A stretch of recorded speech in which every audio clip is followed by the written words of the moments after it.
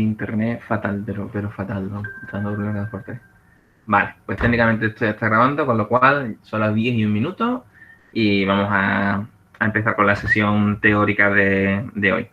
Que por la naturaleza de la sesión teórica inmediatamente anterior, pues es el solucionario de la prueba intermedia de evaluación continua que se hizo la semana pasada.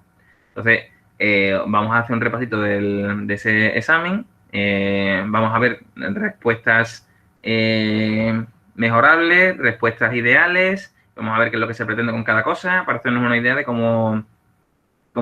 de qué evalúo y de cómo califico, ¿de acuerdo? Porque ya os habréis dado cuenta de que cuando llega el momento del examen, las calificaciones a veces no se ajustan a lo que muchos estudiantes estáis desarrollando en la evaluación continua. Ocurre sobre todo que hay a veces discrepancia entre el trabajo en grupo y el examen individual.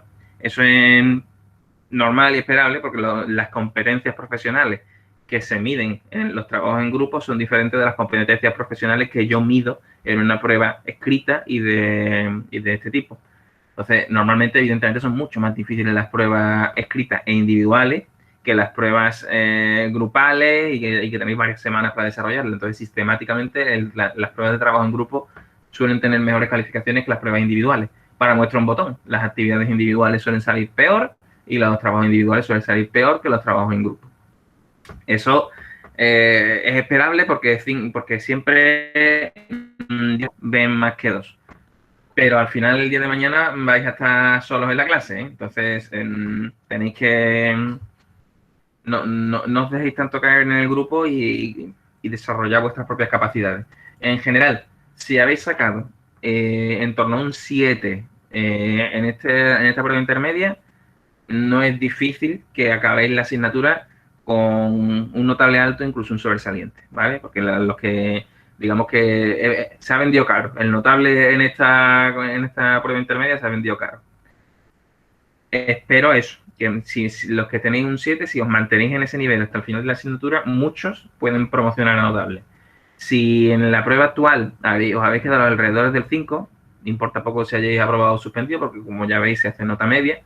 Si os habéis quedado alrededor del 5, sabéis que tenéis que apretar un pelín, pero que lo más probable es que la asignatura la acabéis superando. Otra cuestión es cómo la acabáis superando.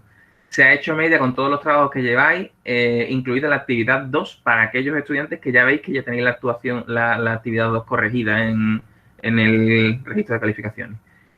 Y al haberse corregido todo, pues hay una columna que pone total de evaluación continua y esa es la calificación que lleváis hasta el momento. De momento está bastante bien. Hay pues, muchísimo notable, hay escasos suspensos. Vamos, creo que de hecho, en lo que estoy viendo ahora mismo no hay ningún suspenso. Sí hay uno, bueno. Pero vamos, está muy cerca del 5.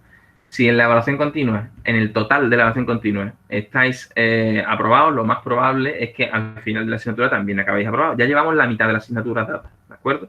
Con lo cual, es previsible que os quedéis cerca de la calificación que tenéis ahora mismo en el total de evaluación continua. Eso puede mejorar o puede empeorar, porque es que queda la mitad del curso por delante, ¿de acuerdo? Pero que ni está todo el pescado vendido, ni para mal ni para bien. Si ya tenéis la nota de evaluación continua con más de un 8, un 8 y pico, vamos, raro sería que no llevéis el sobresaliente de la asignatura. Y si, hombre, porque todo lo que os queda ya es un poquito más cuesta abajo, ¿no? Ya es la unidad didáctica y ya son muy pocas cosas. En cambio, aquellos estudiantes que desde ya veáis que el total de evaluación continua, que la columna de total de evaluación continua la tenéis por debajo del 5, tenéis que apretar. Os queda medio curso para mejorar eso, ¿vale? Pero no os dejéis llevar. Si veis que la nota promedio ya os está saliendo suspensa, maniobrar antes de que llegue la convocatoria de febrero, ¿vale? Prestarle especial atención a las prácticas que quedan, ¿vale? Por entregar, que son las 4 y las 5 y la unidad didáctica, ¿de acuerdo? A término de esta clase, que es la revisión de la prueba de examen, abriré las pruebas de exámenes de convocatorias anteriores para que las tengáis accesibles y podáis practicar con la resolución de exámenes. Y también os mandaré un correo electrónico a todos los estudiantes para que hagamos una primera coevaluación, ¿de acuerdo?, de vuestros compañeros. Si queréis, no estáis obligados, ¿vale?, aquellos grupos que queráis realizar una coevaluación de vuestros compañeros, me podéis responder a mí de forma privada por el correo electrónico del campus virtual, asignando unas calificaciones como os mostraré que hay que hacerlo, ¿vale? En el correo que os mande, ¿de acuerdo? Eso sirve para que si sois 5 compañeros y hay uno que no hace nada, pues si yo veo que ese compañero se lleva 4 multas, pues evidentemente actúo, ¿de acuerdo? Para evitar, sobre todo, que la gente se beneficie de un trabajo que no ha hecho. Bueno, pues dicho esto, vamos a arrancar. Vamos a ponernos a mirar cómo ha sido esta prueba de evaluación continua. Tenía 3 preguntas, de las cuales... Dime. José, yo quería comentar que no estaba yo de acuerdo y había muchos compañeros que tampoco estaban de acuerdo referente a la evaluación continua. Es que hubo digamos, un error del tiempo, porque algunos creyeron que a las 11:30 ya tenía que estar todo entregado y otros creyeron que era 45 y al final se alargó el tiempo. Entonces ahí, a ver, los que creímos que era a las 11:30, como fue mi caso, yo todavía estaba por La hora de por el entrega a las primero, 11:30. digamos, y lo tuve que hacer muy rápido y al final tropecé. Pero bueno, que me gustaría que se quedara claro la hora de entrega y que, bueno, que se quedara bien claro, porque yo, por ejemplo, creo que he fallado por eso, entre otras cosas, y no Sí, soy la única. pero él dijo que a las 11:30 era cuando terminaba el examen, pero que yo recuerdo que hasta menos cuarto por ahí se podía entregar, ¿no? ¿Era así? Eso, Con eso dije. penalización, Claro. hasta menos cuarto con penalización. Sí, pero es que después, por lo visto, añadió hasta un punto también. O Sí, algo pero así. este en punto para exactamente 2 estudiantes o 3 que tuvieron problemas de entrega que por poco no me lo mandan por correo electrónico. De todas formas, Vale, con en el penalización, examen, momento, en la momento. prueba final, y en la prueba final, esto es lo que pasa cuando se es laxo. Esto es lo que se pasa cuando no se es estricto, porque al final la razón legal la tiene Agustina. Es verdad. La razón legal la tiene Agustina. Y si Agustina me dice a las 11:30 terminaba el examen, pues es verdad. Pues es verdad. Y todo lo que me he pasado además, de hecho, correspondía a la clase de otro profesor. Por lo O sea, no, cual yo no quiero, y, y no, no quiero, a no, ver, si no es por poner, no se castigar va a nadie, pero a cambiar yo en mi calificaciones ni nada. lógica, Pero ya sabéis, en el examen final, bla, bla, en la prueba final sí que hay una hora límite y sí que a partir de esa hora límite no se continúa. Y ahí se es más estricto. Ahí no hay un arco de 15 minutos de más para entregar. Hay un arco de 5 o 10 minutos y a lo justito, ¿de acuerdo? Entonces, aunque ahora mismo hayamos dejado pues prácticamente 20 minutos o más de arco de entrega, no será así, no fue así en el examen de DM1 ni será así en el examen final de DM2. Esto no debe de ser una prueba intermedia que tiene, bueno, que tiene mucho menos peso relativo que el examen final, evidentemente, pero que la razón la tiene Agustina, que a la hora de entregar a las 11:30 no, y no era más allá. Entonces, ser conscientes, aquellos estudiantes que entregasteis más allá de esa hora, pues que eso no volverá a ocurrir, ¿vale? Si os consideráis damnificados por un tiempo porque habéis tenido que entregar y que creéis que en 15 o 20 minutos habríais mejorado mucho vuestra marca, pues habla conmigo y lo vemos. A ver si es verdad. Si con 15 o 20 minutos mejoráis tanto vuestra marca. En cualquier caso, voy a empezar por la revisión, ¿vale? Vamos a intentar ver qué es lo que se preguntaba en cada pregunta, cuáles eran las respuestas o las posibles respuestas que son más acertadas y qué es lo que pretendo yo evaluar en cada una de estas preguntas. En la primera pregunta, que era obligatoria, valía 4 puntazos y era un problema de clase que consistía en una ruleta en la que había 3 colores distintos, azul, rojo y amarillo, ¿verdad? Y que no estaban equidistribuidos esos colores, ¿verdad? Entonces, se presentaba una situación de clase en la que un alumno decía, señor, la probabilidad de sacar rojo es 4/3. Y la maestra decía, vaya, ¿y eso por qué? Y el alumno decía, porque la fórmula, yo directamente al algoritmo, ¿no? Porque la fórmula de la probabilidad es caso favorable entre casos posibles y solo hay 3 colores posibles. Entonces, para empezar, este estudiante da una respuesta de 4/3 en la cual la parte es mayor que el todo. Hay 4 partes de 3. Con lo cual, este estudiante ya nos tendría que saltar todas las alarmas con respecto a las interpretaciones de la división de este estudiante, ¿no? El estudiante no está interpretando que la parte tiene que ser más pequeña que el todo. Como mucho podría haber 3/3, ¿no? Entonces, ni entiende bien qué es lo que es el todo, ni entiende bien cuántas partes del todo tiene esto. Vale. De todas formas, la primera pregunta no era esa. La primera pregunta no era responder las dificultades del estudiante, era resolver nosotros mismos el problema. Entonces, resolvamos nosotros mismos el problema aplicando una concepción clásica. Muchos de vosotros os habéis lanzado a la concepción clásica y habéis hecho directamente 7 entre 14, 3 entre 14, 4 entre 14, sin explicarme por qué. ¿Vale?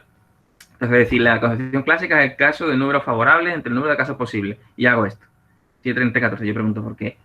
Esto no es lo que viene. Aquí no hay 14 pedazos. Aquí no hay 14. Aquí hay 8 pedazos. Aquí hay 7 por aquí y un pedazo más. ¿Por qué me usáis una entre 14? Explicarme. Dice otro estudiante de la concepción clásica, dice, la ruleta está compuesta por 14 triangulitos. Mentira. Mentira, no hay 14. Yo no cuento 14 triangulitos. Ah, no, es que yo voy a modificar el problema. Yo voy a usar una estrategia en la que yo voy a modificar el problema. Modifico el problema, pero el problema es el mismo. Lo único que pasa es que modifico este problema para poder aplicar una concepción clásica. Porque resulta que los casos que me ha presentado la ruleta actualmente no son equiprobables. Y como los casos no son equiprobables, no puedo aplicar una concepción clásica. Me tienes que razonar así. Si tú me das directamente la respuesta matemática, la respuesta no está mal, pero no está bien. Entonces, si esta pregunta valía un punto y no me argumentas, ya tienes la mitad de la calificación. Porque esto no es conocimiento matemático. Esto es didáctica de las matemáticas. Y hay que explicarse, y hay que justificar, y hay que argumentar. ¿De acuerdo? Entonces, ¿por qué se hace esto? ¿Por qué se pone en el denominador un 14? Pues resulta que porque los casos no son equiprobables y yo quiero traducir esta ruleta a una ruleta en la que todos los casos sean equiprobables, ¿vale? Aquí, por ejemplo, hay una respuesta en la que me dicen yo solamente puedo aplicar la concepción clásica si los casos son equiprobables. Lo que voy a hacer es modificar mi ruleta, ¿vale? Para reconocer estos 14 casos. Hay gente que lo ha explicado verbalmente, hay gente que no lo ha explicado verbalmente, pero lo ha dibujado, y hay gente que ha hecho las dos cosas, que ha hecho una explicación, un razonamiento y una representación gráfica. Aquellos que han hecho todo, la respuesta matemática, la explicación verbal, la representación gráfica, aquellos que lo han hecho todo son los que tienen la máxima puntuación de la pregunta. Y en los que me han puesto solo el 7 entre 14, el 3 entre 14, todo esto, pues tienen la mitad de la calificación, porque han hecho la mitad de la pregunta, ¿vale? Bien. Hombre, aquí hay un caso, ¿vale? Muy bien justificado. Aleluya, Señor.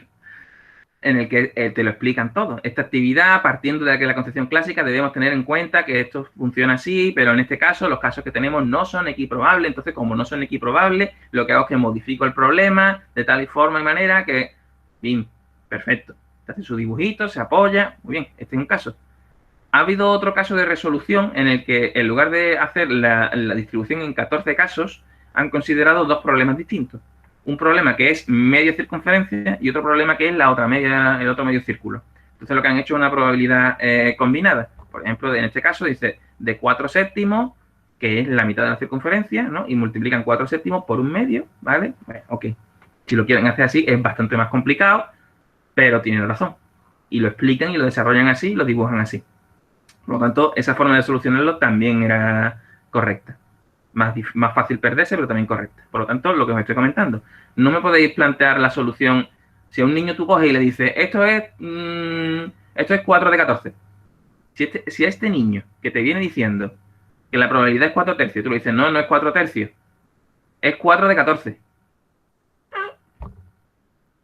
Ese niño no entiende lo que has hecho. Lo tienes que llevar desde su dificultad o desde su error hasta la respuesta correcta, ¿vale? Pasando paso a paso.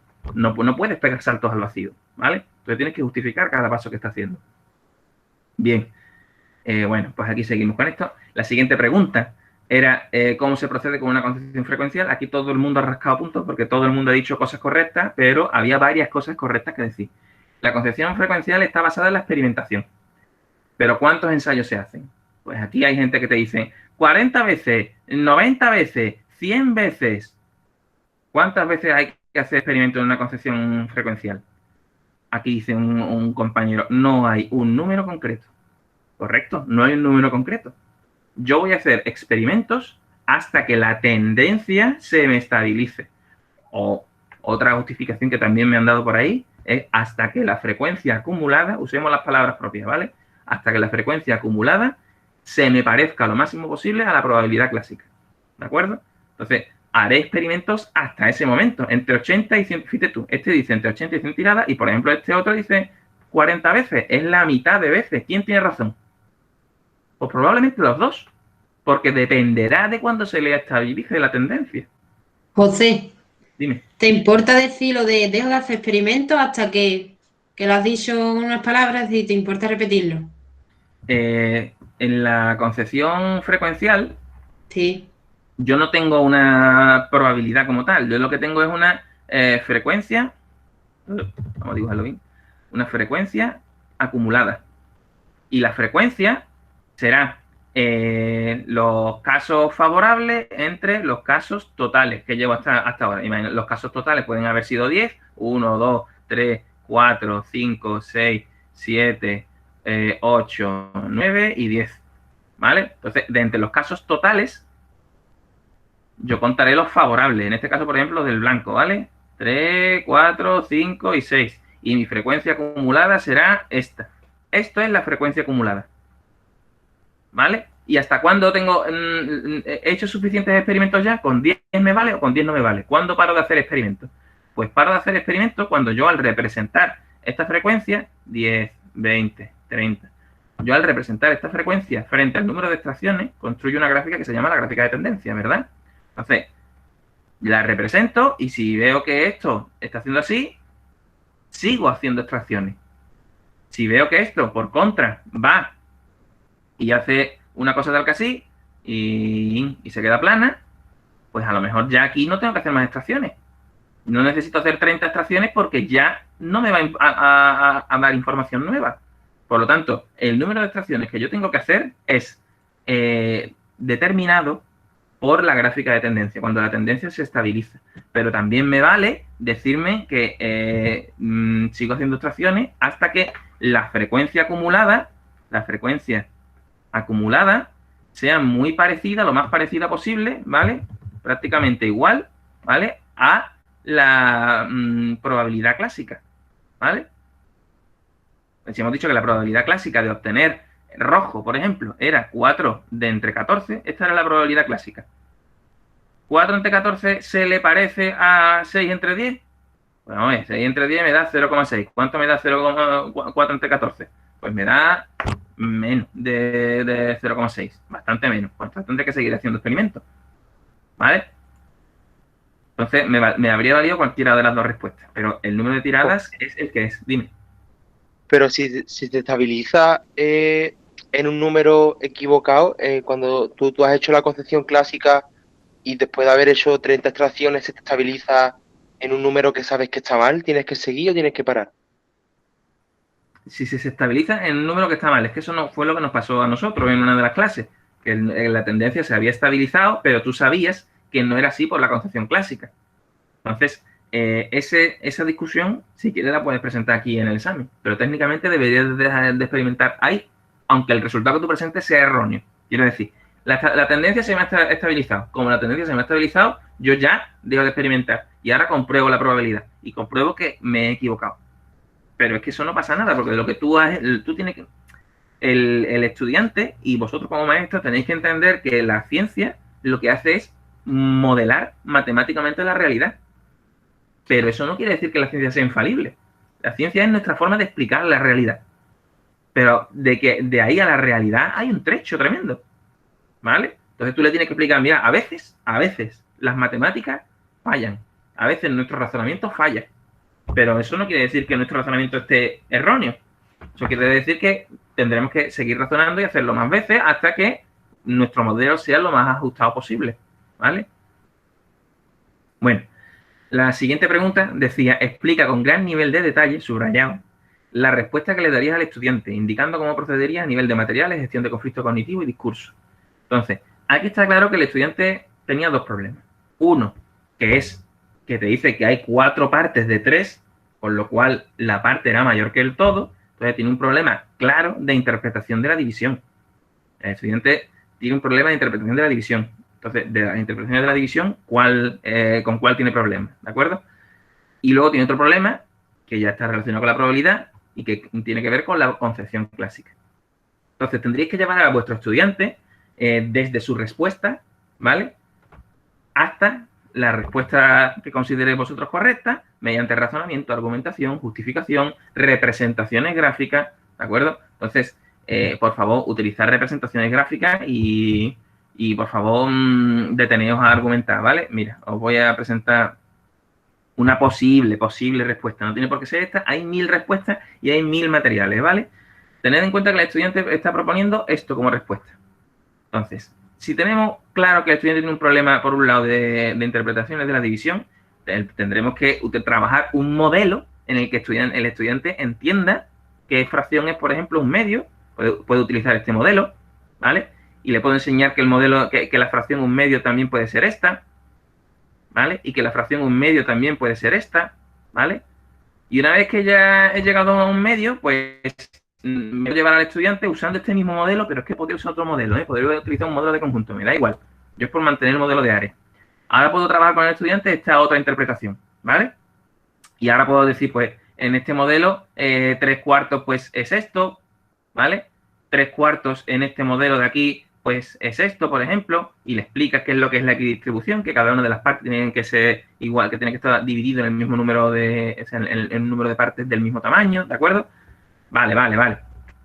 Entonces, si ya el estudiante entiende lo que es 3/4, pues ahora que será 4/3. Pues ahora a lo mejor resulta que tendré que coger esto de aquí y partirlo en tercio, tercio y tercio, ¿no? Entonces yo aquí tengo 1/3, 2/3, 3/3, bueno, pues 4/3 es que tengo un tercio más. Al decir 4/3 estoy diciendo que hay más de las partes en las que yo lo he partido. ¿Eso es lo que me está pasando? Bueno, pues ahora lo voy a... Ya aclarado el problema que tiene el estudiante con la división, ahora voy a trabajar la concepción clásica, ¿vale? Y entonces ahora hablo de casos probables, casos posibles. Ahora resulta que este pedazo había que partirlo en 7, le razono por qué. Es que hay que partirlo en 7 pedazos porque todos los pedazos tienen que ser iguales, como aquí, o como, ¿vale? Entonces tengo que razonar todo eso y empezar desde su problema con la división y continuar hasta la concepción clásica. Esto es lo que os hace maestro. Todo lo anterior, las preguntas A y B, no os hacen maestros, os hacen matemáticos. Y tenéis que ser buenos matemáticos, pero aún más tenéis que ser buenos maestros, ¿vale? Entonces, aquí yo soy consciente que es la parte más difícil, pues también la parte que más puntúa, no así en la pregunta 3, que puntuaba menos, pero sé consciente de que esto es, digamos, aquí es donde está la enjundia de la asignatura, ¿vale? Aquí es donde está lo interesante. Todo lo anterior tiene más que ver casi con el conocimiento matemático, ¿vale? Luego había una pregunta 2, que la han hecho muy pocas personas, la habéis hecho, creo que habéis sido 3 personas los valientes, y creo que casi todo lo habéis tenido bastante bien. Se preguntaba por qué concepciones podíamos aplicar al resolver este problema y qué creencias se podían dar. Concepciones que podíamos aplicar pues son la frecuencial, la clásica y la subjetiva. La subjetiva nos puede llevar a errores, la experimental está basada en la frecuencial está basada en la experimentación, y la clásica tiene que ver con un modelado de un fenómeno que es equiprobable. Entonces hay que detectar, dónde está la equiprobabilidad aquí, ¿vale? Y hacer una combinación de los posibles resultados. Aquí tenemos una combinatoria de los posibles resultados. En este caso, sí, está incorrecto. En este caso está correcto. Sacar 1 y 1, sacar 1 y 2, sacar 2 y 1, sacar 1 y 3, todas las combinaciones posibles, que al ser un caso de 6 caras y 10 caras los dados, pues teníamos que las combinaciones pues, podrían ser, el dado de 6 caras tiene 6 caras, 3, 2, 1, y el dado de 10 caras tiene 1, 2, 3, 4, hasta 10. Entonces, por ejemplo, este caso sería sacar 6 y 1, sacar 6 y 2, sacar 6 y 3. Me da igual la estrategia que os monté, siempre que no os dejéis ninguno de los casos. Y ahora pues tendremos que contar todos los casos, a ver cuánto suma este. Pues este resulta que suma 7, este suma 8, este suma 9. Vale. Aquí el compañero o la compañera de quien he cogido esta respuesta, pues hace todos los resultados de 1 en 1. Creo que no se dejó ninguno. ¿De acuerdo? Y vale. Podía haber explicado un poquito más cuál es su estrategia, pero ok, se lo compro. Aquí tiene su gráfica de distribución, en la que, por cierto, en cada eje hay que poner qué es lo que es cada cosa. Siempre que me pongáis una gráfica, cada eje tiene su nombre. Si yo te digo cuánto mide esta mesa y te digo esta mesa mide 5. ¿5 qué? Centímetros, metros. Si yo te digo que esto está representando algo que está representando, ¿vale? Me tenéis que poner aquí los nombres de los ejes, si no, no puntúo tampoco entero, ¿de acuerdo? Y de acuerdo, bueno, lo que se preguntaba por qué estándares de proceso se trabajan al resolver este ejercicio, que como solamente lo habéis respondido 2 o 3 personas, pues casi que ni me paro, pero hay una representación gráfica por aquí, evidentemente, se está trabajando la estadística y la probabilidad, se está trabajando la aritmética en la medida en la que hace fracciones, en fin. La mayoría de gente que ha optado por hacer este ejercicio se la ha jugado, pero ha salido airoso. La inmensísima mayoría de la clase, la inmensa mayoría, estoy hablando del 95%, lo que ha hecho es esta actividad que era muy parecida a la actividad individual 1 que hicimos. La 1, si no me equivoco. Entonces, también había una parte en la que había estudiantes que proponían soluciones. Aquí resulta que las 2 eran erróneas, ¿vale? Y se os ofreció una tanda de resultados posibles. Entonces, dice, observa la respuesta de los grupos A y B. ¿Cuál es la correcta y por qué? ¿Qué le dirías a cada grupo? Pues muy parecido a lo que pasaba con el estudiante de la pregunta número 1. No podéis, o sea, hagáis lo que vayáis a hacer, tenéis que explicar cada paso. No podéis dar saltos en el vacío de manera que vuestros estudiantes se pierdan. Y tenéis que usar las palabras correctas. La probabilidad de sacar blanco, en realidad lo que estáis hablando aquí es de frecuencia acumulada, ¿vale? La probabilidad, en este caso, a veces la confundís con lo que es frecuencia acumulada, que en este caso es idéntico. En este caso, hablar de frecuencia acumulada y hablar de probabilidad de sacar blanco casi es idéntico, pero no es real, no es idéntico del todo, porque el caso, la probabilidad que nosotros no entendemos como la probabilidad clásica, ¿no? Vale. Luego resulta que dice, a pesar de que cada grupo está equivocado, el grupo A está menos equivocado, porque el intervalo de decisión de 7 bolas se le parece más que al de 6. Ojo ahí, esa respuesta es buena, esa respuesta es buena. Fijaos que de entre estos dos grupos, la proporción de bolas blancas a bolas negras o a bolas rojas, me voy a mi amigo el Paint y me vengo por aquí. Si os acordáis de este ejercicio, la composición final de la bola, de la bolsa era 4 bolas blancas, luego una roja y una negra. Entonces, la proporción es 4 bolas blancas por cada bola negra, por ejemplo.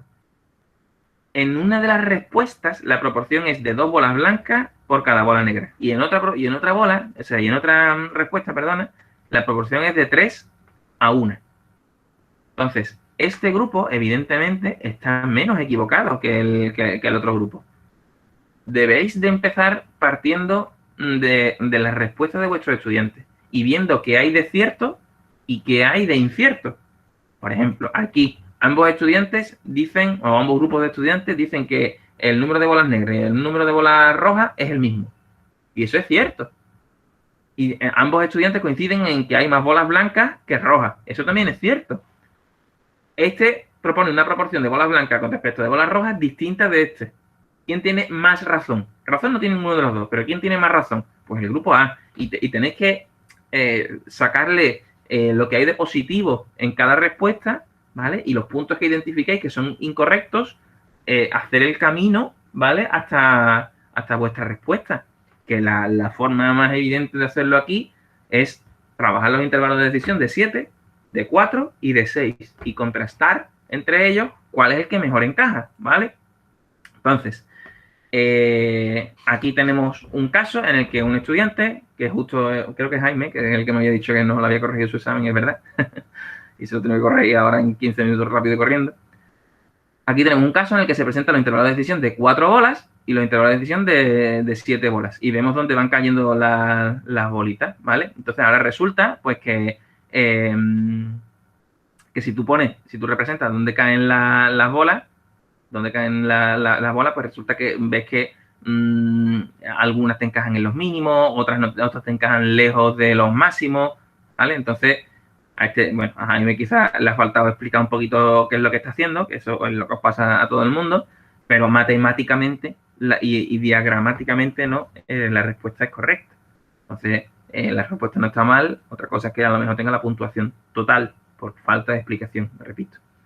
Luego dice, fundamente la respuesta anterior construyendo los intervalos de decisión y la gráfica de tendencia correspondiente. ¿Cuántas bolas crees que tiene la bolsa y cuántas de cada color? Entonces, lo primero que se hace es calcular la frecuencia acumulada. Bien, en lo que estáis hablando en estos términos, estáis hablando con propiedad. Y ya os queda un poco o nada que aprender de mí en estos lares. Los que todavía tenéis alguna confusión terminológica, ¿vale? Porque llaméis a lo mejor esto combinatoria, esto no es una combinatoria, ¿vale? Bueno, pues aquí me construyen la frecuencia acumulada para 10, 20, 30, 40 extracciones. Estos son algunos ejemplos de respuesta que me habéis dado.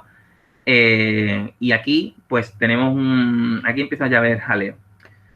Para empezar, porque llamáis a los ejes de distintas maneras. Llamáis al eje horizontal número de tendencias. Eso no es el número de tendencias. En todo caso, será el número de extracciones, ¿de acuerdo? Al eje vertical, aquí os montáis un pollo importante. En el eje vertical, a veces lo llamáis número de bolas o a veces lo llamáis frecuencia acumulada. Y depende de lo que hayáis trabajado. Depende de lo que hayáis trabajado. Si yo me he quedado aquí, yo lo que he calculado hasta aquí es la frecuencia acumulada. Hasta aquí lo que he calculado es la frecuencia acumulada. Si yo lo que hago es los intervalos de decisión, decido que hay 6 bolas y entonces traduzco la frecuencia acumulada a número de bolas, entonces sí podré hacer esto. Pero antes entonces tendré que haber concluido que hay 6 bolas para poderlo multiplicar. ¿De acuerdo? Entonces, sed conscientes de eso, de que por un lado podéis trabajar con número de bolas o podéis trabajar con frecuencia acumulada, da igual con cuál de los dos, porque uno es múltiplo del otro, pero que si vais a trabajar con número de bolas, antes tenéis que haber concluido que hay 6 bolas, ¿vale? Ok, aleluya. Y ahí me perdí un poco. ¿Qué quiere decir? Que cuando estamos poniendo en la gráfica de tendencias decimales, nos referimos a la frecuencia acumulada y cuando no al número de bolas. Bueno, cuando estoy poniendo decimales, a ver, tengo que ver, porque no sé si te termino de entender, pero lo que aquí se te facilita, aquí, en el problema, en el texto del problema, esto de aquí, lo que te da es una frecuencia de bolas blancas. Y la frecuencia de bolas blancas que tú obtienes es, pues, 52 de 80. Y tienes este resultado de aquí. ¿Este resultado es el número de bolas?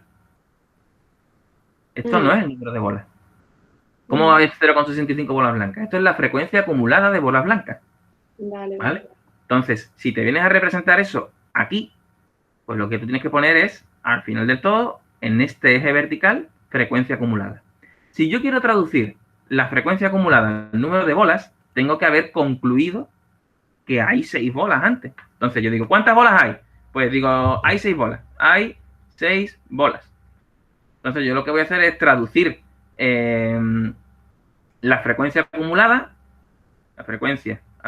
la voy a traducir al número de bolas.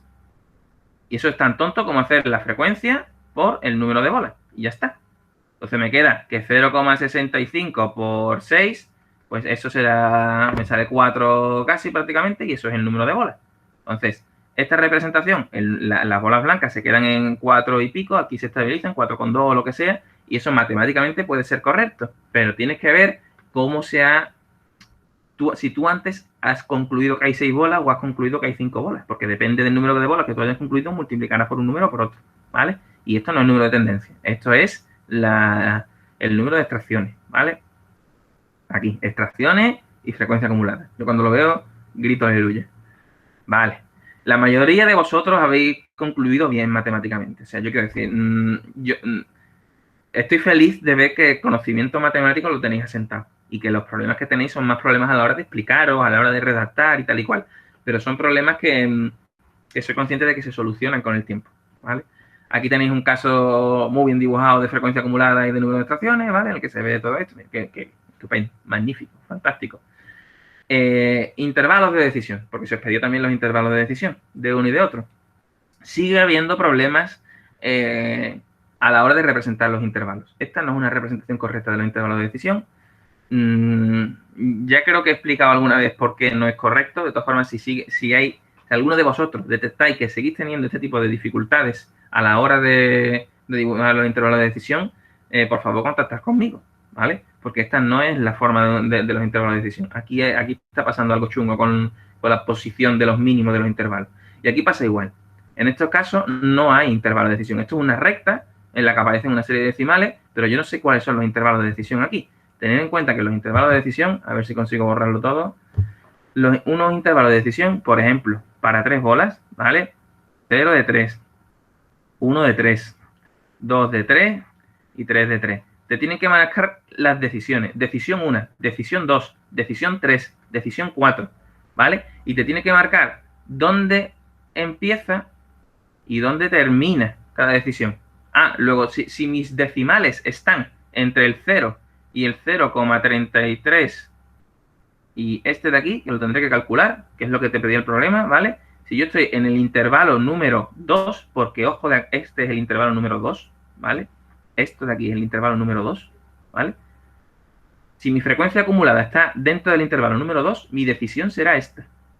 Si mi frecuencia acumulada está dentro del intervalo número 3, mi decisión será esta. Entonces yo lo que voy a hacer es representar mi frecuencia acumulada en este diagrama que yo me he hecho, ¿vale? Y así tomaré una decisión. Aquí están las decisiones, ¿vale? Y estos son los intervalos. Este intervalo es un punto, este intervalo llega desde aquí hasta aquí, este otro intervalo llega desde aquí hasta aquí y este intervalo es un punto.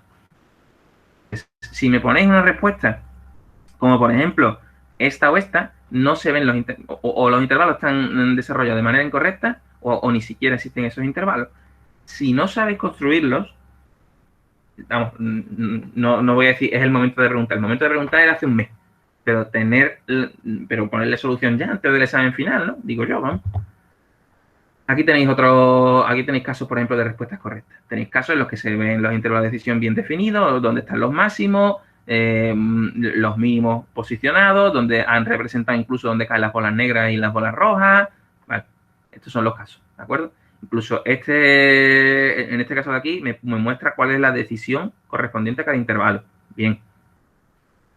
Pregunta última del examen. Dice, construye los intervalos de 7 y 4 bolas, muestra los puntos de inicio y fin de cada intervalo e indica claramente el punto en el que está el mínimo de confianza. O sea, tiene que indicar el valor decimal donde se encuentra el mínimo. Aquí se ve un poquito, hay que partirse los ojos para verlo, pero están ahí, palabras del niño Jesús. Y la cuestión es que me tienes que indicar también cómo se ha calculado eso y por qué se calcula así, ¿vale? No solo me pongáis la respuesta, esta es la respuesta. Si solo me ponéis la respuesta matemática, repito, habéis hecho la mitad del trabajo, porque yo ni siquiera puedo saber si lo habéis copiado o no. Yo como sé que vosotros no habéis llamado por teléfono a Manolo. Manolo, ¿cuáles son? Bim, pam, pum, y lo habéis puesto. Argumenta, razona, explica. Si no, es la mitad de la pregunta la que habéis hecho. Yo no tengo forma de verificar nada, de que sepáis nada, solo viendo esto. Entonces, no está mal, pero no está bien, ¿vale? Bueno, en general esta ha sido la prueba intermedia. Yo los resultados, siendo consciente de que la revisión ha sido un tipo examen, pues los resultados de la prueba intermedia no son malos. Yo estoy exigiendo, a pesar de que estáis en pandemia, os estoy exigiendo el mismo nivel que exigía cuando estábamos presencialmente en otros cursos. Entonces, pues no deja de hablar mucho a vuestro favor los resultados que estáis sacando. Hasta ahora, pues no hay suspensos en la evaluación global, digamos, que tengan 3 o que tengan que sean insalvables. Los escasísimos suspensos que hay en la evaluación continua, si es que hay alguno, que ahora mismo no lo veo. Los que hay están cerca del 5, si no recuerdo mal, y nada, lo que dije antes, si tenéis alrededor de un 7 en el total de evaluación continua, es fácil que apretando un poquito lleguéis al sobresaliente. Si estáis en el 8, deberíais de llegar al sobresaliente al final de la asignatura sin problema.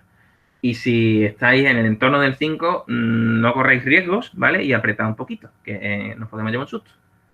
Vale, eso con respecto al examen de evaluación continua, que ya queda totalmente visto para sentencia.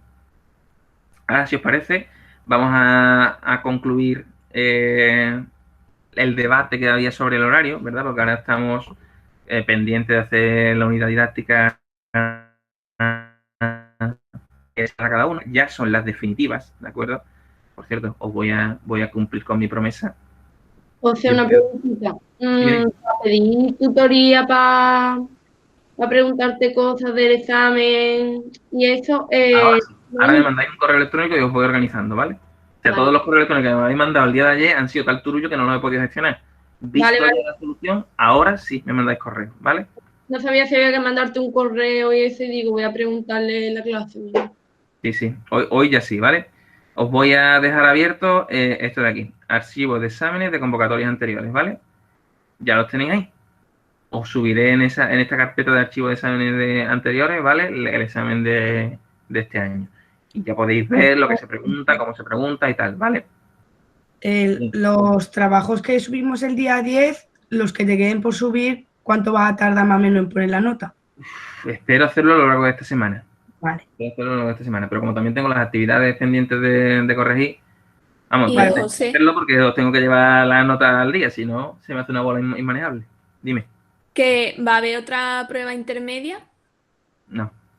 Yo las haría por vosotros, porque esto os beneficia a vosotros, pero no doy para corregir tanto, que son muchísimas personas y muchísimos estudiantes de contrato didáctico y muchísimos, y no me da la vida.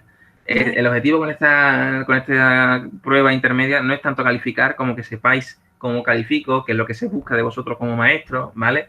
Y bueno, ya veis que en general las calificaciones del total de evaluación continua creo que se aproximan más o menos al trabajo que habéis ido desarrollando a lo largo del curso, creo. Si hay alguna discrepancia, aún hay la mitad del semestre para corregir los errores o las cosas que veamos que no están encajando bien. Bueno, os decía, por fin terminaron los debates por los foros y ya terminamos por fin de corregir el horario. Entonces, ya tenéis el horario definitivo donde poner recursos para hacer tu unidad didáctica. Ahora sí, tenéis el horario definitivo, porque el anterior estaba mal, hubo que corregir el horario que estaba mal y hubo que asignarle unas horas a la autonomía de centros. Ya lo tenéis todo. Ya tenéis tanto el horario donde están distribuidas las clases de matemáticas, cuántas clases de matemáticas hay, qué clases hay inmediatamente antes y después, y tenéis también el calendario del curso académico, con lo cual sabéis exactamente cuántas sesiones que tenéis. Ya deberíais de haber empezado a hacer por lo menos un borrador de cuántas actividades vais a hacer, ¿vale? Y en qué sesiones van a ir, ¿vale? Y cómo van a ir estructuradas, qué material. Deberíais de discutir, y eso lo recomiendo muchísimo, deberíais de discutir con los grupos que tengan una temática similar a vosotros, sobre todo si esos grupos han trabajado inmediatamente antes que vosotros. Quiero decir, si a vosotros toca una unidad didáctica de magnitudes y sois magnitudes 4, por ejemplo, pues tenéis que trabajar de acuerdo con magnitudes 3, 2 y 1. Tendréis que hablar con ellos, ¿de acuerdo? Sobre todo si han hecho material didáctico que podáis vosotros volver a utilizar, porque la unidad, o sea, la programación anual tiene que ser coherente, ¿de acuerdo? Entonces, por ejemplo, si hay alguien que esté trabajando descomposición de figuras y pensamiento tridimensional y hay otro por aquí que está hablando de volúmenes y capacidades en 3D, pues yo esperaría que el grupo 1.0 y el grupo 2.3 se comuniquen entre ellos, ¿de acuerdo? Por lo menos para que esas dos sesiones estén conectadas lo máximo posible, ¿vale? Ok. Bueno, ese es un caso que es muy evidente, pero hay más casos, ¿vale? Entonces, echarle un vistacito a ese tipo de cosas y que sean lo más coherentes posibles. Creo que no me estoy dejando nada. Ah, sí, me estoy dejando una cosa, que también es importante. Hay un elemento dentro de las unidades didácticas, ¿verdad?, que puntúa dentro del trabajo individual.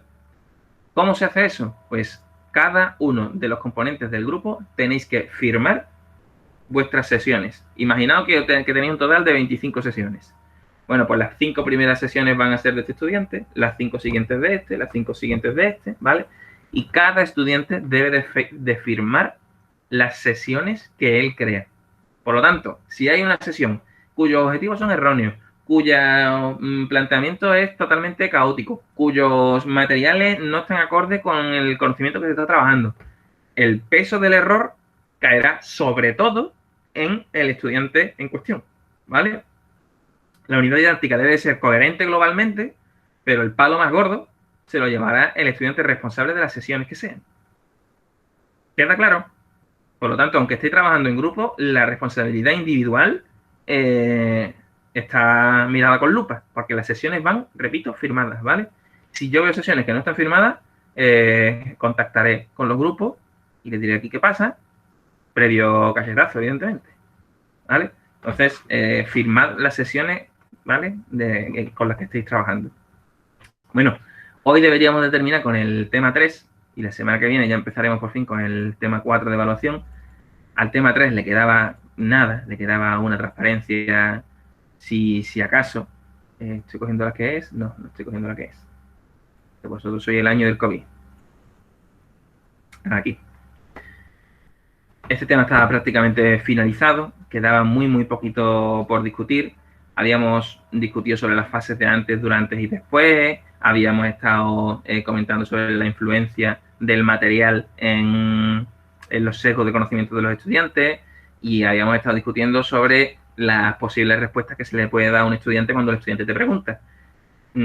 Hay que ser muy cuidadoso. Por ejemplo, aquí tenemos un árbol de decisiones con respecto a esta pregunta que fue con la que terminamos hace 2 semanas.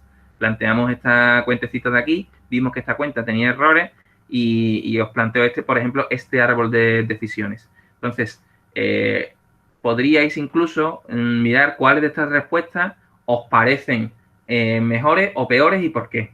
Entonces, vamos a mirar esta respuesta de aquí. Le dice la maestra, vuelve y repítelo. ¿Qué pensáis de esa respuesta? Porque no le estás ayudando para nada, porque él tiene un problema, no sabe qué problema tiene y tú no le estás explicando el problema que puede tener. Entonces, ¿de qué sirve que vuelva a repetirlo si lo va a volver a hacer mal? Muy bien. ¿Y este? Tiene toda la razón del mundo, la compañera, pero toda. Y contactad con este problema de aquí. Fijaos, el problema de antes era que el estudiante restaba el número más grande, ¿no? La cifra más grande, el 9, le restaba al 8, entonces le quedaba 1. Al 5 le restaba el 2, al 2 le restaba 1. Y ahora mira lo que propone la maestra. Dice, bueno, pues ahora es esto, 285 menos 172. ¿Qué es lo que ha hecho con esto? Poner todos los números grandes arriba, digamos. Ha eliminado una dificultad. Y ahora, imagínate que el estudiante esta pregunta la responde también mal. Si el estudiante responde esta pregunta mal, porque hace 5 menos 2, 8 menos 7, 2 menos 1, en lugar de considerar la cifra completa, ya la maestra ha logrado parametrizar dónde se está equivocando el niño, ¿no? Sí, básicamente que él resta individualmente los números, no lo ve como un número entero. Eso es. Pero además de eso, o sea, además de que resta las cifras 1 a 1, había que comprobar si leía las cifras completas, ¿vale? Entonces la maestra ha hecho una primera modificación y ahora seguramente hará otra, ¿vale? Mira, aquí tenéis otra respuesta probable, posible. 113, súmaselo a 192, prueba con esto. Entonces, podríais ver de todas estas respuestas posibles cuál os parece más valiosa y por qué. Y ser críticos con vosotros mismos, ¿vale? Cuando yo, por ejemplo, en un examen os pregunto, ¿qué haríais con este estudiante? Si qué haríais con este estudiante en un examen que yo os pongo es, vuelve y hazlo otra vez. Hombre, vuelve y hazlo otra vez. Yo creo que la mejor es preguntarle cómo lo ha hecho. Vale, esa es una forma. Para saber que él te explique cómo lo ha hecho y poder ver dónde tiene los fallos y de ahí ya poder actuar con el alumno. Esa es una forma. Lo malo de esa respuesta en el examen es que a mí me deja sin herramientas para poder darte la réplica, ¿vale? Entonces, aunque esta es una respuesta correcta, yo os pediría que planteéis modificaciones también por eso cuando os he puesto el examencito, os he dicho, propongo otros materiales y propongo otras secuencias, ¿vale? Para no encontrarme en el callejón sin salida Porque claro, en el examen no podéis tener un diálogo tú a tú con el estudiante, que sería lo ideal, efectivamente. Que sería lo ideal, ¿vale? Vale. Bueno, pues tendréis que ver todo esto. A Marina, Merchi y a Clara se les ha ido el internet. Bueno, da igual, esto va a estar subido por el campus virtual y va a estar accesible, ¿vale? Bueno, pues eso, tenéis esto de aquí. Aquí tenéis varias actividades propuestas. Y aquí tenéis, bueno, de esto os he hablado alguna vez y no os sorprenderá a nadie. Hay un artículo disponible en el campus virtual que se llama La pirámide de las matemáticas, que tiene que ver con el uso de materiales dentro del aula. Eso tiene que ver con la práctica del tema 3, que es la práctica que ya habéis entregado. Entonces, una de las cosas que se os preguntaba es cada cuánto hay que poner o cada cuánto consideráis que hay que utilizar los recursos digitales, ¿no? Y hay gente que ha cogido y se ha leído el documento recomendado y hay gente pues que no y que argumenta de otra manera. Si miráis el documento recomendado de lectura, que es este de la pirámide de las matemáticas, que lo abriré cuando mi ordenador tenga bien abrirlo, ahí está. Este documento de aquí es un documento muy idiota en el que se compara la dieta, digamos, ideal, ¿no? En la que está basada en las partes inferiores de la pirámide, ¿no? Con la dieta de recursos matemáticos. Entonces, por ejemplo, se deja el libro como un recurso pedagógico que debe de usarse poco, muy poco, ¿vale? Y que los recursos tecnológicos, aunque no hay que usarlo poco, o sea, aunque no hay que usarlo al nivel del libro, sí que es verdad que requiere un nivel de abstracción, un nivel de pensamiento mucho más superior que, por ejemplo, los recursos manipulables. Entonces, los recursos manipulables están en la base de esta dieta matemática. Entonces, os planteo esto para que seáis conscientes de que los materiales curriculares configuran una dieta matemática y que si vuestros materiales curriculares están sobre todo en la parte superior de la pirámide, provocáis obesidad matemática. ¿Esto qué quiere decir? Pues que yo a vosotros os estoy alimentando mal. A vosotros, a mis estudiantes de la universidad, os estoy educando mal, porque yo os estoy dando a vosotros fundamentalmente recursos de este tipo. Os estoy dando recursos que son PDF y recursos tecnológicos. No puedo en ningún momento trabajar recursos manipulativos con vosotros por las circunstancias del COVID, ¿vale? Ni puedo hacer el juego de las apuestas, ni puedo hacer nada, ¿vale? Entonces, ser conscientes de que la docencia que estáis recibiendo por mi parte es mugre pura. No, estoy trabajando en la parte inferior de la pirámide. Ser conscientes de que en vuestra unidad didáctica debéis de proponer, si vuestra unidad didáctica tiene 10 actividades, 4 actividades aquí, 2 aquí, una aquí, una aquí, una aquí y una allí. Si queréis, ¿vale? Una cosa así. Que debéis de utilizar sobre todo recursos de la parte inferior de la pirámide para llevar a una dieta matemática equilibrada, ¿vale? Un símil un poco tonto, pero creo que se entiende bien, ¿vale? Bueno, aquí estos son problemas, que incluso este es un problema del examen, que es la suma del dado de 10 caras con el del dado de 6 caras, que algunos se había adelantado leyendo pues eso que llevaba hecho ya para el examen. Esto también es un material curricular. Esta es una de las preguntas que yo os ponía en la actividad individual número 2, la de nadie amarga un dulce, ¿no? Entonces, en el momento en el que tú haces diagramas, esto también es un material curricular. Esto también sirve. Hacer diagramas y hacer modelos, yo lo hago continuamente. Yo cada vez que minimizo la pantalla y saco el Paint, es porque necesito dibujar. Ser consciente de que vosotros necesitáis dibujar, necesitáis hacer diagramas, que muchas veces las cosas entran más por los ojos que por las orejas, ¿de acuerdo? Hacer diagramas, cabrones. En los exámenes también, ¿vale? Aquí hay otra respuesta de otro estudiante de estos, de los de las actividades individuales. Este es otro caso de hacer diagramas, ¿vale? En el que aquí tenéis que dibujar por narices, ¿vale? No hay que tener miedo a dibujar. Bueno, y aquí hay una serie de recursos tecnológicos que los tenéis ahí a vuestra mano por si queréis trabajarlos. No tiene mucho más. El tema 3 estaba prácticamente visto para la sentencia la semana pasada. Solo quería darle el cierre esta semana. Y con lo que vamos a empezar tímidamente es con el tema 4 de evaluación.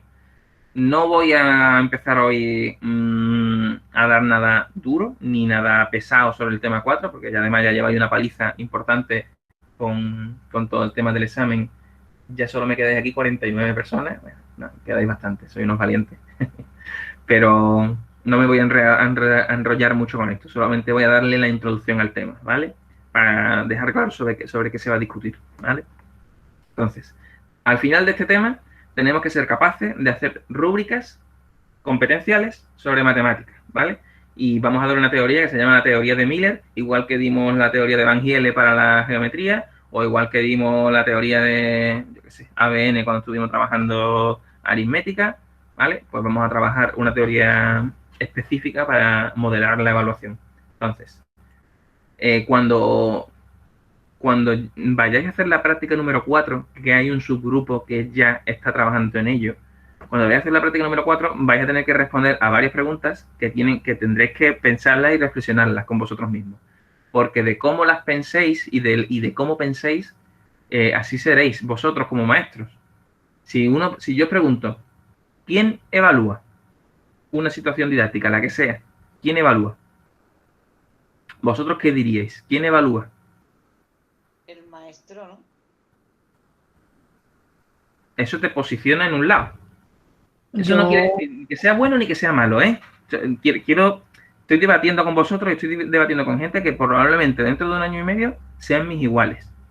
Y con gente que a lo mejor dentro de 3 años, pues resulta que estoy trabajando con ellos en los centros educativos. Entonces, partiendo de que no hay respuestas incorrectas, lo que estamos buscando es ver cuál es la identidad didáctica de cada uno de vosotros, que sois maestros. ¿Quién evalúa? Me habéis dicho, el maestro. Yo tengo en cuenta también que se evalúe el alumno, ¿eh? Depende. Mira. Si es un trabajo en grupo, pues igual que se evalúen entre ellos también. Correcto. Mira, depende de dónde esté el centro de gravedad. Si decís que evalúa el maestro, el centro de gravedad está cerca del maestro. Si decís que el que se evalúa es el estudiante siempre y el maestro nunca evalúa, pues el centro de gravedad se mueve demasiado hacia el estudiante. Quizás quien evalúa pues será el maestro y el estudiante, ¿no? Dependerá de la actividad y dependerá del momento en el que voy a evaluar. Pero quien evalúa no es solo, o no debería ser solo el maestro, o no debería de ser solo el estudiante, ¿vale? Deberían de evaluar todos los sujetos que están envueltos en la situación didáctica. El maestro es uno más de los que están envueltos en la situación didáctica, pero los estudiantes también. Los estudiantes a nivel individual y a nivel de grupo, ¿eh? Bien. ¿Cómo se evalúa? ¿Qué instrumentos de evaluación conoces? ¿Cómo se evalúa? ¿Por producción escrita? ¿Por producción verbal? ¿Qué tipo de maestro eres si decides que quien evalúa es el maestro y que cómo se evalúa es con producciones escritas? Y que además cuando se evalúa es al final. Evalúa el maestro por producción escrita al final de la lección. ¿Qué tipo de maestro soy? Tradicional. Totalmente tradicional. ¿Os dais cuenta de eso, no? Pidiéndole producciones tradicionales, la evaluación está centrada en lo que el maestro decide y se evalúa solo al final. Entonces, depende de cómo vayáis dando esta respuesta, eso os va a configurar en un tipo de maestro u otro. Y eso no, o sea, yo tengo que ser lo suficientemente, digamos, aséptico como para aceptar que aquí puede haber maestros tradicionales y eso no tiene por qué ser malo.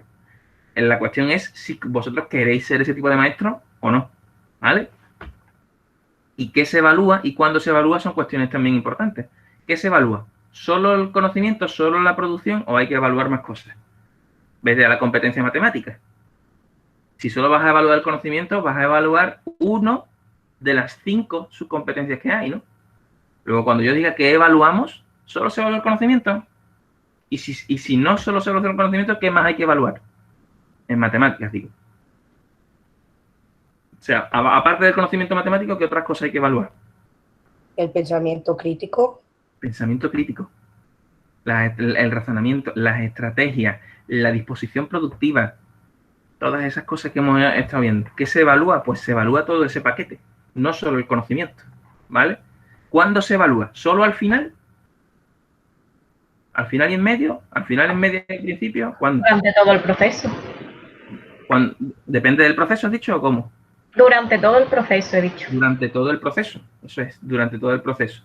Y a lo mejor resulta que los instrumentos de evaluación que tú utilices durante todo el proceso serán distintos. A lo mejor al principio del proceso pues te vale con tener producciones verbales, a lo mejor en mitad del proceso pues quieres tener una producción manipulada de los niños, a lo mejor quieres tener un puzzle o un dibujo o un diagrama o un mapa conceptual o lo que sea. Y a lo mejor al final del proceso pues si quieres una producción escrita o no. Entonces, cada momento del proceso de formación debería de tener un instrumento acorde a lo que tú quieras medir, ¿vale? Bueno, ya os voy diciendo, y os lo digo desde el conocimiento más interno mío que tengo, que evaluar no es fácil. No es fácil. los procesos de evaluación son muy complicados, hay que tener cuantos más instrumentos mejor para que sean variados, porque cada uno de ellos te va a ofrecer información diferente. Deberíais de tener observaciones que podíais registrar en lo que se llama un anecdotario. Un anecdotario es una especie de libro de fichas en el que tenéis a vuestro estudiante, una fotito de vuestro estudiante y una página para él. Entonces, tenéis un cuaderno con cada uno de vuestros estudiantes fotografiado, digamos, y allí vais anotando las anécdotas que ocurren. Una respuesta genial, una dificultad que habéis detectado de repente. Entonces, abrís el cuadernito y lo apuntáis ahí. Yo solía hacerlo con la tablet. Yo me paseaba entre vosotros cuando podía pasearme sin que me pegarais el ébola, y me iba con mi tablet y iba registrando cada uno de vosotros cómo iba trabajando en grupo, si viene, si no viene, si está todo el día con el móvil, si no lo está, qué pregunta, qué no pregunta, qué sabe hacer, qué no sabe hacer, ¿vale? Ese tipo de cosas, ¿vale? Entonces tenéis que usar varios instrumentos y varias técnicas distintas para evaluar distintas cosas, ¿de acuerdo? Eso, diarios de campo, mapas conceptuales, portafolio, cuadernos de trabajo, informes, exámenes. Claro, ¿qué es lo que me pasa a mí? En la situación en la que estoy, tampoco os estoy evaluando todo lo bien que yo querría. Porque al final lo que tenéis son todo producciones escritas. No puedo tener prácticamente entrevistas con vosotros, salvo alguno que viene a tutoría. Y quiera que no, la evaluación que yo estoy haciendo, pues también es pobre. Igual que os estoy dando una mala dieta, porque está casi toda la dieta en la parte de arriba, también os estoy haciendo una evaluación en la que podríamos mejorar bastante, ¿vale? Ser consciente de eso, que tendríamos que haber hecho encuestas, tendríamos que haber hecho informes, podríais haber hecho, de hecho, podríais haber hecho, no lo vais a hacer. Cuando hagáis la unidad didáctica, os voy a pedir que hagáis una defensa en vídeo y subáis el vídeo al campus virtual, por lo menos para que tenga una producción verbal en la que podáis explicaros, ¿vale? Yo otros años lo que he hecho es que expongáis la unidad didáctica frente a toda la clase. Este año no se puede hacer, ¿de acuerdo? Entonces, ser consciente de que hay cuantas más herramientas utilice, mejor, ¿vale? Bueno. No me quiero enrollar porque como yo empiezo a hablar y no me callo, son las 11. Venga, 10 minutitos y ya os suelto, ya os dejo tranquilo que descanséis un ratito. ¿Por qué se evalúa? ¿Para calificar? ¿Cuál es el objetivo de la evaluación? Para conocer la progresión del alumno. Eso es, para hacer un seguimiento de vuestro estudiante, ¿vale? Para hacer un seguimiento y en el que os permita ayudar a vuestro estudiante. Mira, estas son tus dificultades, estas son tus puntos fuertes, podemos diseñar trabajos específicos para vuestro estudiante para subsanar aquellos puntos en los que les es más dificultoso. Yo siempre digo que intento que la prueba intermedia, por ejemplo, no sea un momento de calificación exclusivo. Que evidentemente tiene una nota asignada y que vosotros no sois estudiantes de educación primaria y que tal, vosotros sois adultos. Pero lo que yo quiero conseguir con la prueba intermedia es que seáis conscientes de vuestros errores y de cómo poder mejorarlos, ¿de acuerdo? Entonces, lo que yo quiero hacer con eso es, de alguna manera, poder supervisar vuestro progreso. Hay estudiantes con los que tengo un contacto más cercano con ellos porque acuden más a tutorías y estudiantes que menos. Soy muchos estudiantes, soy 80 estudiantes prácticamente. Vosotros no vais a tener 80 estudiantes, vosotros vais a tener 20 y podréis hacer un seguimiento mucho más personalizado, ¿de acuerdo? Bueno, entonces, vamos a supervisar el progreso. Y ahora yo pregunto, ¿el progreso en qué? ¿En el conocimiento? En los contenidos matemáticos que tú estás enseñando a los alumnos. Y esos contenidos matemáticos, si los habéis mirado en el BOJA, ¿son solo de tipo conocimiento? También están las aptitudes, ¿no? Y más. Y hay estrategias y hay... Si os vais al BOJA, no lo voy a abrir ahora porque si no pierdo aquí un tiempo que no tengo. Si os vais ahí, esas habilidades matemáticas que decía Agustina, no son solo de tipo conocimiento. Las habilidades matemáticas son también sociales, son también de tipo estratégico, son también de tipo de disposición productiva, actitudinales, ¿no? Entonces, ser conscientes de eso, ¿vale? Ser conscientes de que el progreso no es solo el conocimiento, son más cosas. Y cuando demos la pirámide de Miller y la teoría de Miller, ¿vale? Pondremos en blanco sobre negro qué son las cosas que deberíamos de evaluar, ¿vale? Ser conscientes de que la evaluación sirve para volver a ajustar el proceso de enseñanza. Cuando vosotros hacéis una unidad didáctica y vais al aula y la implementáis, si vais haciendo evaluación cada 2 o 3 sesiones, podéis detectar errores que recomienden modificar la trayectoria didáctica. ¿Me explico? A lo mejor dedicarle más tiempo a una cosa a costa de eliminar otra, ¿de acuerdo? Entonces, evaluar te sirve para reajustar tu propia unidad didáctica, tu propio proceso de enseñanza, ¿vale? Entonces, para todo eso se evalúa. Y para calificar también, pero que no es el objetivo fundamental de la evaluación, ¿vale? La evaluación se hace para modificar tu programa o tu trayectoria didáctica diseñada, te sirve también para reconocer el trabajo de un estudiante, te sirve para mejorar el proceso formativo, el tuyo y el del estudiante, te sirve para seguir el progreso, entendido el progreso como todas las habilidades matemáticas que están involucradas, estrategias, conocimientos, actitudes, ¿vale? Entonces, para eso se evalúa, ¿vale? Bueno, aquí echaremos el freno y la semana que viene empezaremos a hablar desde aquí, desde qué es la competencia matemática. Aunque ya tenéis una idea bastante cercana a lo que es la competencia matemática. Si habéis entendido todo lo que hablamos al final del tema 2, de ese hilo gordo que era la competencia matemática y esos 5 hilitos que eran las subcompetencias matemáticas, ¿vale? Entonces, vamos a retomar todas esas ideas que teníais ya, ¿vale? Sobre la competencia matemática y las vamos a desarrollar. Estos documentos los tenéis disponibles en el campus virtual, vamos, lo he abierto esta mañana, el tema 4, también tenéis allí la práctica disponible y tenéis, como siempre, el resumen, ¿vale? Con el desarrollo más pormenorizado, ¿vale? De lo que viene aquí en el PowerPoint, ¿de acuerdo? Bueno, no me voy a entretener mucho más en esto, pero sí que os quería comentar que aquí hay un recurso digital que se llama Banco de Rúbricas, que os puede servir para empezar a hacer vuestros borradores de rúbricas. A ver, esto está ya antiguillo, ¿vale? Y seguramente podáis mejorarlo bastante, ¿vale? Pero no está mal como una primera toma de contacto. Si yo quiero ver rúbricas de matemáticas, ¿vale? Y si a lo mejor las quiero de primaria, y si a lo mejor las quiero pues de tipo rúbrica de evaluación, o de tipo estructura cooperativa, o de tipo, podéis irlos filtrando, podéis ir mirando, ¿vale? Y podéis ir viendo rúbricas de evaluación que están más o menos bien hechas, ¿vale?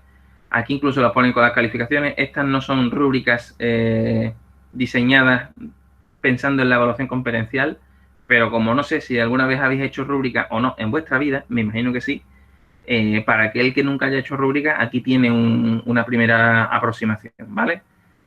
Fijaros, ya que estamos aquí, fijaros que esta rúbrica, sed críticos cuando veáis las cosas, ¿eh? Sed críticos cuando veáis las cosas, por favor. Esto, ¿qué es? Calificación no sé cuánto de 10. Esto es una rúbrica que lo único que persigue es calificar. También es verdad que es de un grado medio y superior. No es una rúbrica competencial, ¿vale? Es una rúbrica que lo único que pide es calificar. No es una rúbrica que esté hecha al principio o a la mitad de una trayectoria didáctica. Esta es una rúbrica que claramente es al final de una trayectoria didáctica. Lo único que busca es calificar. Entonces, sed críticos si vais a bucear por este tipo de recursos, sed críticos con las cosas que veis, ¿vale? No os quedéis con lo primero y, sobre todo, si vais a mirar este tipo de cosas, no las toméis como si esto fueran las tablas de Moisés. Haced vosotros las cosas, que yo me fío mucho más de vuestro trabajo que del trabajo que vaya a hacer cualquier otra persona, sobre todo porque vosotros lo reflexionaréis, ¿vale? Bueno, yo por mi parte no voy a avanzar más en la clase de hoy, voy a dejar ya de grabar y si hubiera alguna duda con respecto de las cosas que he preguntado, será el momento, ¿vale? Paro la grabación.